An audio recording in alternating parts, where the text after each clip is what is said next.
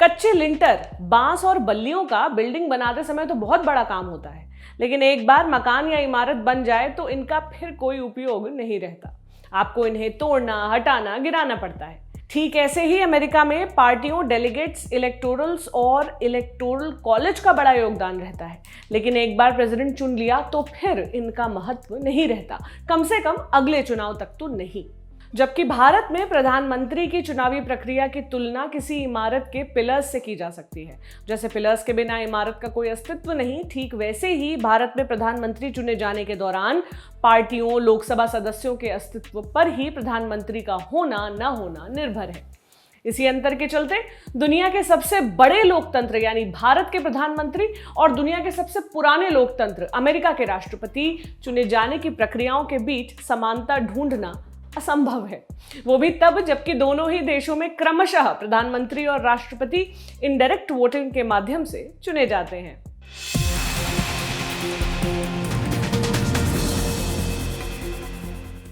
नमस्कार, मेरा नाम है प्रतीक्षा और आप देख रहे हैं लल्लन टॉप की खास सीरीज पोटस यानी president of the United states.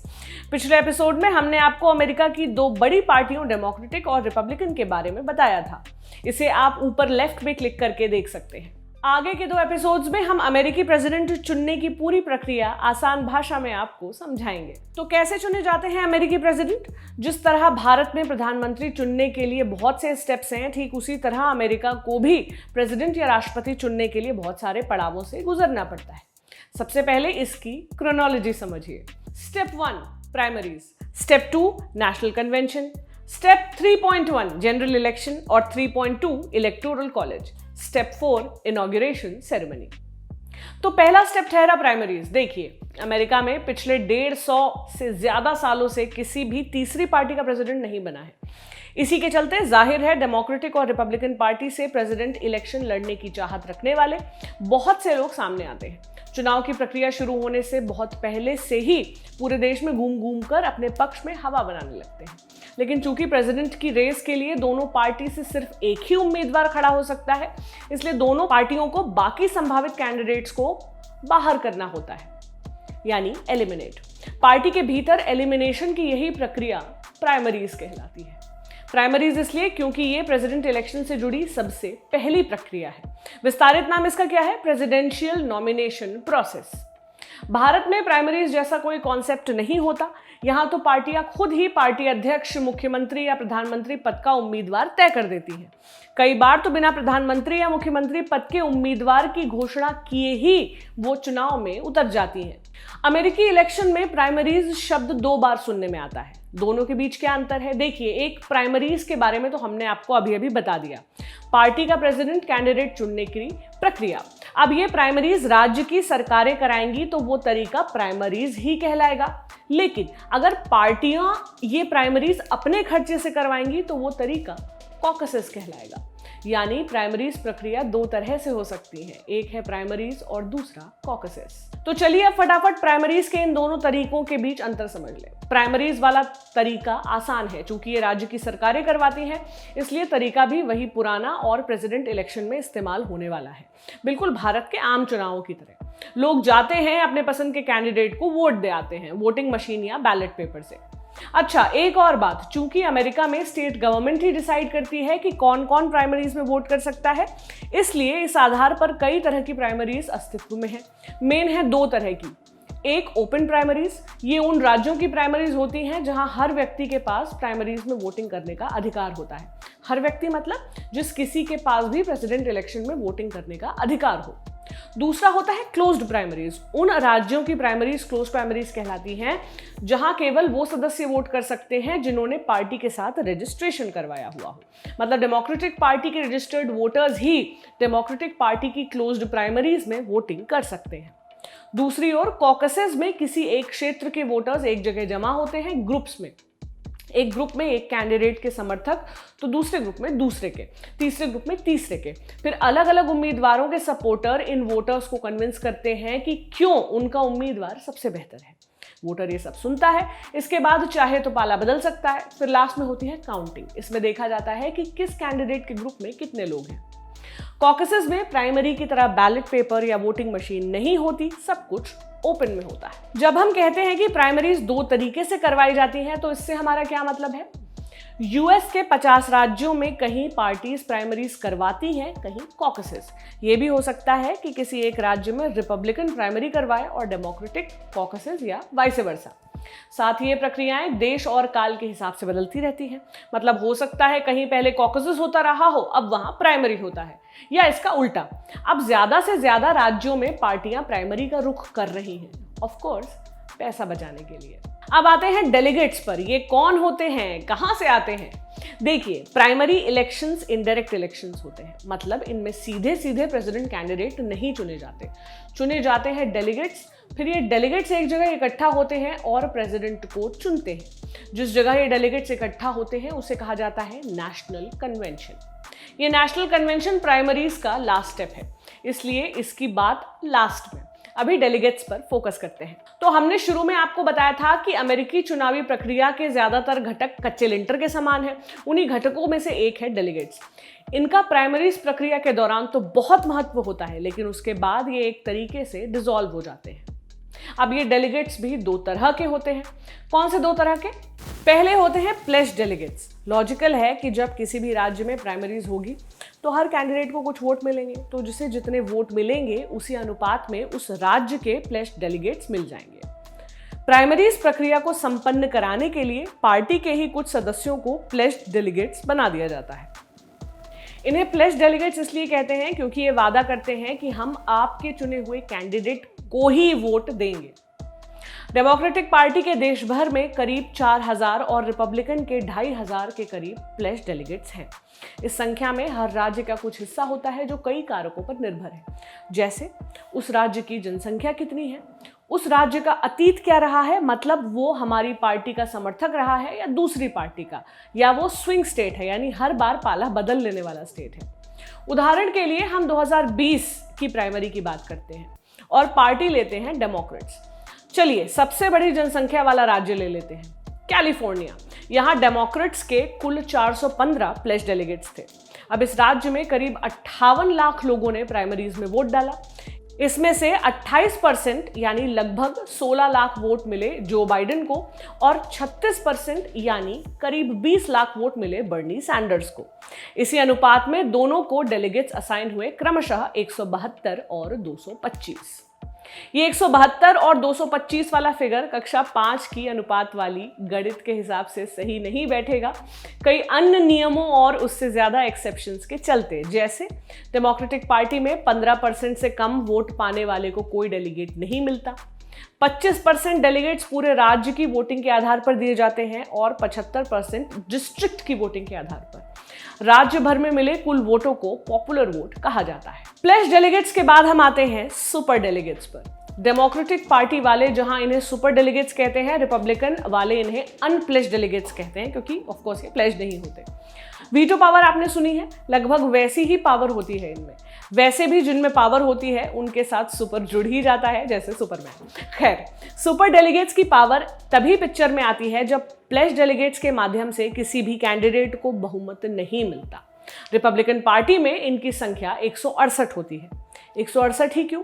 हर राज्य और टेरिटरी से 3 अनप्लेज डेलीगेट्स, 2 राष्ट्रीय समिति के सदस्य और 1 राज्य पार्टी का अध्यक्ष। रही बात डेमोक्रेट्स की, तो उनके सुपर डेलीगेट्स में होते हैं सिटिंग गवर्नर्स, कांग्रेस मेंबर्स, पुराने प्रेसिडेंट, वाइस प्रेसिडेंट और कुछ एफिलिएटेड पार्टी के लीडर्स।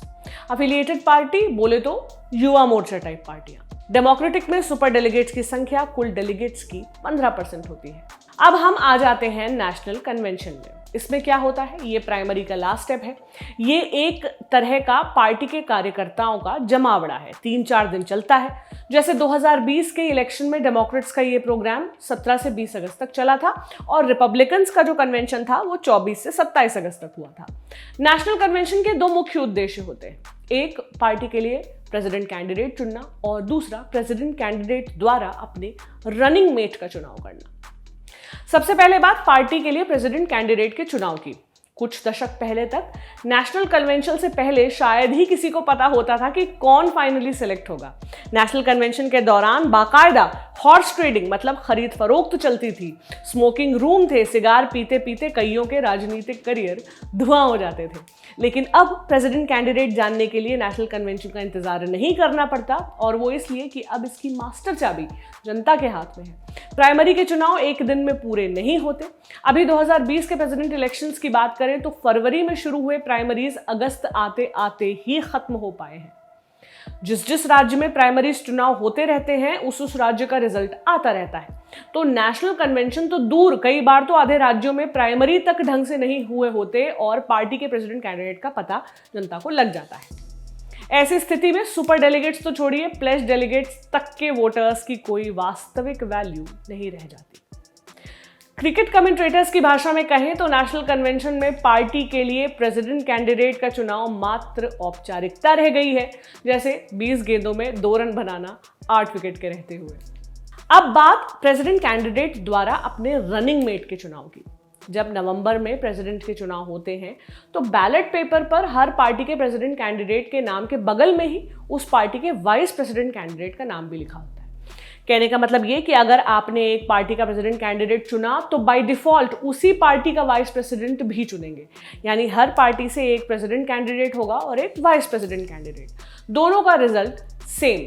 वाइस प्रेसिडेंट कैंडिडेट का चुनाव पार्टी के प्रेसिडेंट कैंडिडेट द्वारा किया जाता है और वाइस प्रेसिडेंट कैंडिडेट को ही प्रेसिडेंट कैंडिडेट का रनिंग मेट कहा जाता है। रनिंग मेट माने चुनावी हमसफर, और ये चुनाव भी किया जाता है नेशनल कन्वेंशन के दौरान। 2020 के डेमोक्रेटिक पार्टी के प्रेसिडेंट कैंडिडेट जो बाइडेन की रनिंग मेट ने भारत में खूब सुर्खियां बटोरी। क्यों? क्योंकि वो भारतीय मूल की हैं, नाम है उनका कमला हैरिस। प्रेसिडेंट और रनिंग मेट चुनने की औपचारिकता के अलावा नेशनल कन्वेंशन शक्ति प्रदर्शन का अड्डा भी होता है। प्रेसिडेंट इलेक्शन के शंखनाद के साथ ही शुरू हो जाते हैं पार्टी के कर्ता धर्ता, सलाहकार कमेटी के सदस्यों के भाषण।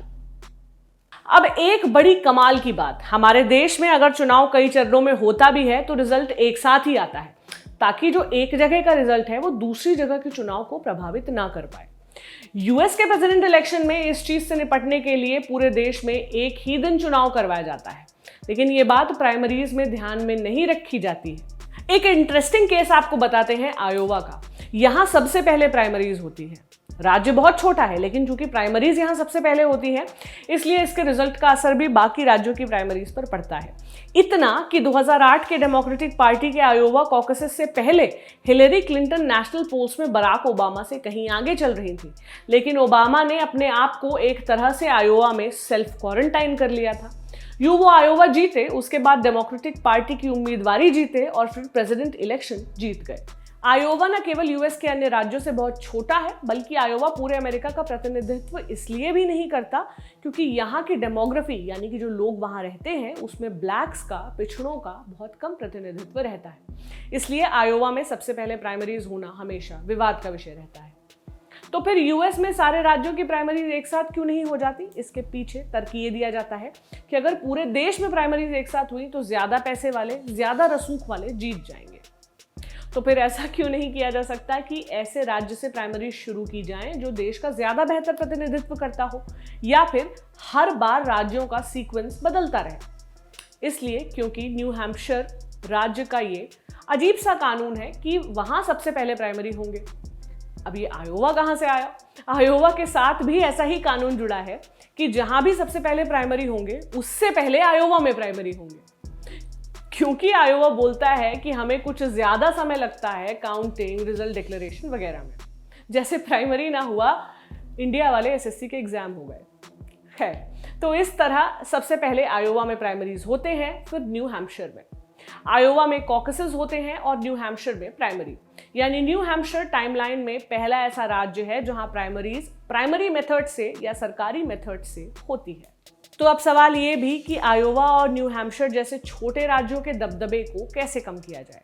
सवाल एक और भी है कि कैसे उन राज्यों के महत्व को बढ़ाया जाए जिनमें सबसे लास्ट में प्राइमरीज होनी है, क्योंकि उनकी बारी आने के पहले ही कई बार निर्णय हो चुका होता है। इन दोनों सवालों का उत्तर सुपर ट्यूसडे से दिया जाता है। 1984 में एकता में ही शक्ति है टाइप किसी कोट से प्रभावित होकर यूएस के दक्षिणी राज्यों ने तय किया कि हम एक साथ अपनी प्राइमरीज करवाएंगे और ये होगा फरवरी या मार्च के किसी मंगलवार को। इस सुपर ट्यूसडे को एक ही दिन में कुल प्लेस्ड डेलीगेट्स में से 1/3 के लगभग असाइन हो जाते हैं। इसलिए जहां आयोवा देश का महत्व बढ़ा, वहीं सुपर ट्यूसडे काल का भी महत्व बढ़ गया और इसके बाद की प्राइमरीज ज्यादातर परिस्थितियों में मात्र औपचारिकता ही रह जाती है। वही जैसे 20 गेंदों में 2 रन बनाना 8 विकेट के रहते।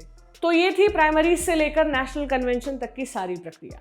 अब दोनों पार्टी के कैंडिडेट चुन लिए गए हैं, इसलिए अगला स्टेप रहता है प्रेसिडेंट इलेक्शन। उसकी बात हम करेंगे अगले एपिसोड में। इस एपिसोड से जुड़े कोई सवाल हो, डाउट हो तो कमेंट बॉक्स में बताएं, हम उनके जवाब लेकर आएंगे इस सीरीज के अंत में। आप देखते रहें अमेरिकी चुनावों पर हमारी खास सीरीज पोटस। मेरा नाम प्रतीक्षा है। शुक्रिया।